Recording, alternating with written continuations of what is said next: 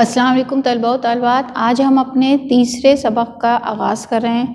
ابھی تک ہم نے نثر میں صرف ایک سبق پڑھا ہے، آج ہم دوسرا سبق پڑھنے کے لیے جا رہے ہیں اور وہ اس کا نام ہے بندر کی تقریر دل خراش۔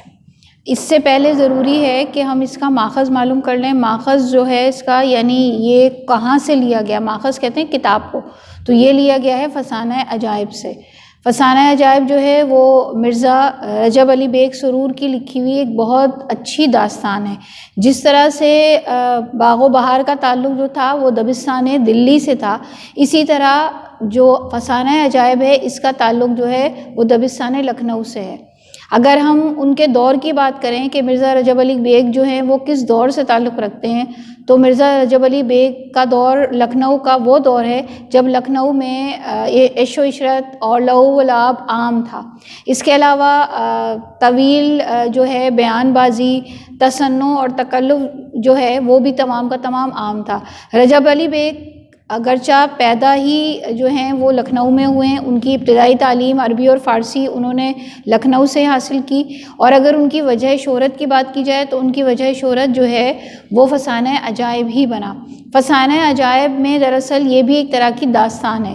فسانہ عجائب کے علاوہ جو مرزا رجب علی بیگ سرور ہیں انہوں نے دیگر بھی کتابیں لکھی ہیں، جیسے شبستان سرور ہے، جیسے شرار عشق ہے، اس کے علاوہ شگوفہ محبت ہے، سرور سلطانی ہے۔ یہ تمام کے تمام جو ہیں وہ رجب علی بیگ سرور کی تصانیف ہیں۔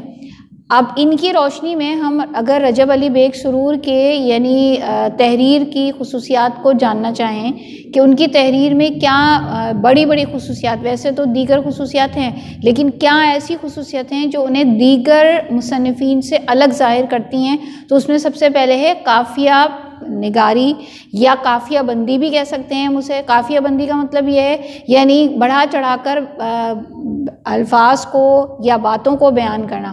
قافیہ بندی میں اگر دیکھا جائے تو وہ لکھنؤ میں عام تھی، اس دور کے اندر بہت زیادہ قافیہ پیمائی یا قافیہ بندی کی جاتی تھی۔ دوسری ان کی جو بڑی خصوصیت ہے وہ ہے رنگین بیانی۔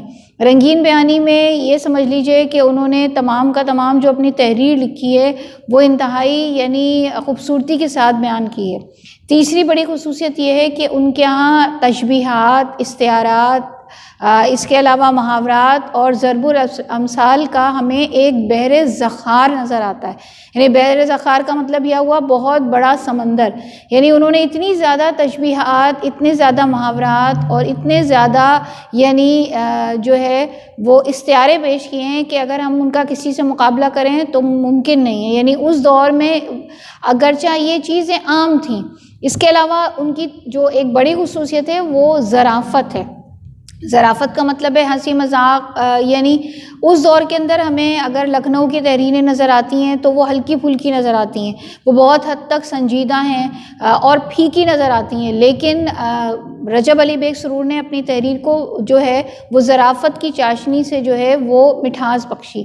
اب ہم اگر رجب علی بیگ سرور کی ان خصوصیات کی روشنی میں دیگر نقادوں کی رائے میں جاننا چاہیں کہ رجب علی بیگ سرور کا مقام کیا ہے، وہ ہمیں کس مقام پر نظر آتے ہیں، تو پہلی رائے جو ہمارے پاس ہے وہ ہے آل احمد سرور کی۔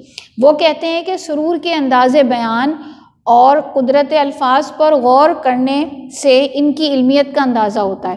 یعنی انہوں نے اتنے اچھے الفاظ بیان کیے، انہوں نے اتنی اچھا طریقہ بیان کیا کہ وہ اور کسی کا نہیں ہے۔ پھر آگے چل کر ہم پروفیسر سید جو ہے وقار عظیم، جو ان کے بارے میں کہتے ہیں کہ ان کی تحریر لکھنؤ کی تہذیبی پس منظر میں حرف اضافت کے ساتھ پڑھا جائے تو بہت لطف آئے گا۔